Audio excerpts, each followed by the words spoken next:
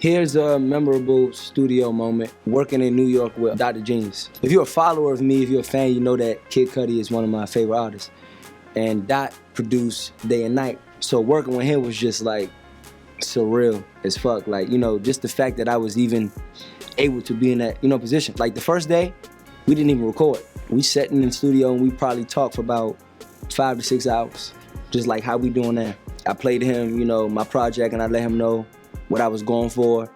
And it was just, what made it, I guess, perfect was that he saw my vision, you know what I'm saying? And he really enjoyed the music. And to this day, like, you know, we talk a lot. The next day, as soon as I got in the studio, we literally made a record in probably like 2 hours. And it ended up making the project. And that's one of the songs that's gonna be on SportsCenter. And it's crazy because that song ended up being like one of the biggest records on the project. Like it was definitely one of my favorites. You know what I'm saying? Like, and it's tight because we both have daughters. We check up on each other's kids. It's pretty dope. It's pretty dope. So that was a great moment for me.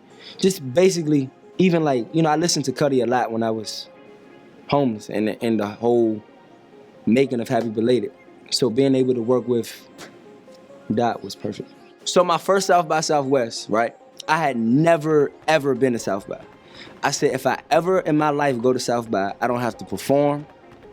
I don't have to be a part of any show. I don't have to be known.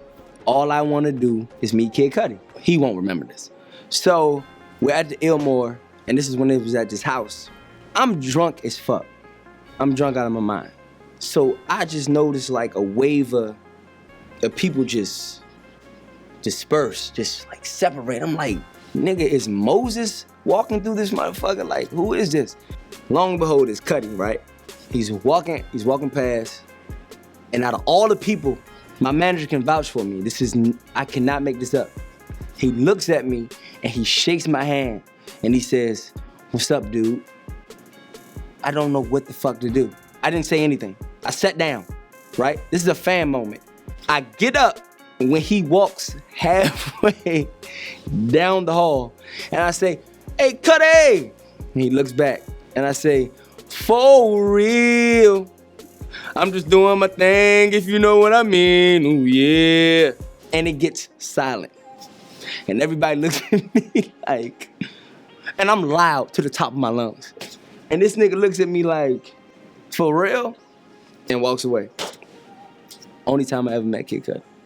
I just don't understand what school would be like without those things. And I think the government take away certain things for certain reasons, man. We're not buying guns from ourselves. We're not getting AK-47s from my nigga in the hood. Like, even if I got it from him, he got it from someone who got it from, like, we're being supplied. Once they left me the hell alone, I went right to sleep. I felt like, because they closed the whole kitchen down, no one could get food, drinks, anything, whole flight. I blew it. No more edibles for me. I'm the one that she wants to, like, you know, brag about to her friends and stuff like that, you know? So, like, for a while, like, she didn't really, like, gauge in, like, what I was doing. Like, you know, it's probably, like, a fantasy world, like, that this kid's living in and stuff, you know? And then, like, I also felt like we were kind of distant for a long time because I was also in boarding school and, like, she was away.